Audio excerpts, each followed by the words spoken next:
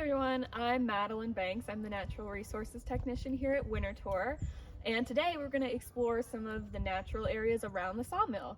Sawmill was a historic place at Winterthur where the lumber used to be produced from trees that fell on property. So we'll just see a little bit about what we're using it for now and the areas around it.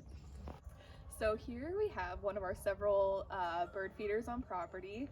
We provide some supplemental bird food just over the winter to sustain our bird populations. A lot of times what you'll see around here are dark-eyed juncos, white-throated sparrows, white-breasted nuthatches, Carolina chickadees, and a lot of other little songbirds that stay in the woodlands over the winter. You'll see some woodpeckers as well. They tend to get kind of used to people, so you'll see them come in and out if you're walking by. And there's nothing wrong, we do take the feeders away in the spring. There's nothing wrong with supplying birdseed over the spring.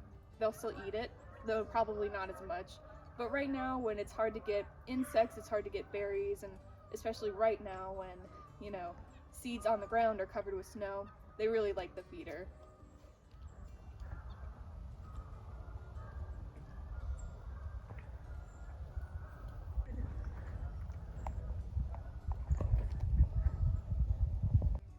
So now we're going to take a little walk behind the sawmill. We'll look at some tree plantings and we'll look at some of our bluebird boxes, and then it'll be just a nice little walk in the snow.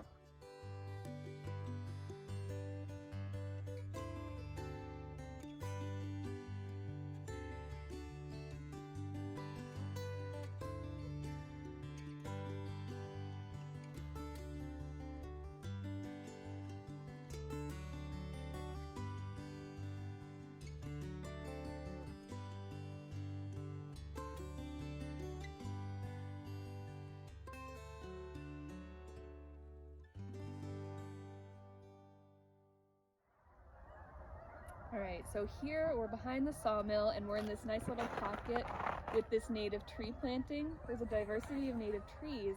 These were planted about 12 years ago in order to help fill this gap, reduce habitat fragmentation, and start to naturally regenerate this forest.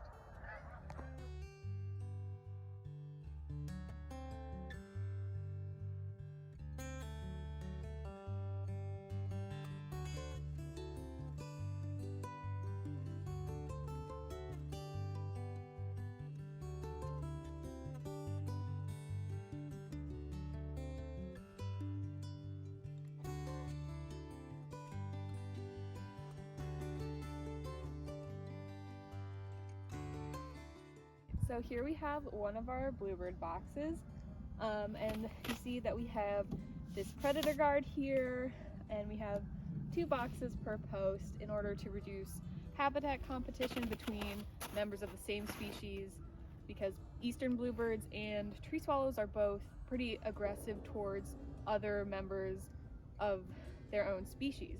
So the theory is that if a tree swallow took this box, then a bluebird could take that box. So this time of year, we're really inspecting them and checking them for damage, cleaning them out, making sure they're ready for spring. And then once the spring and summer comes, we'll check them. All we do is knock on the box, flip this hinge, and open the lid right here.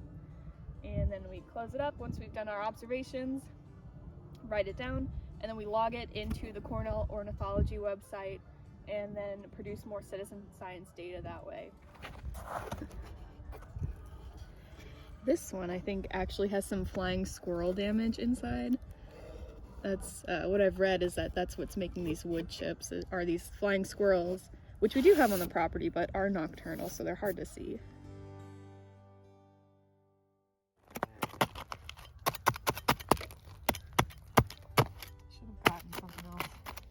Alright, so under the snow cover are the leaves of a native orchid. It is the cranefly orchid, or Tipularia discolor. You can tell because the top of the leaf is very dark green and it has that nice parallel leaf venation. And then on the bottom it's purple, which is pretty telling. You really can't confuse it with anything else. And the orchid will produce leaves after it blooms in the summer. So you'll see these leaves present from fall to spring or very early summer, collecting energy for the bloom.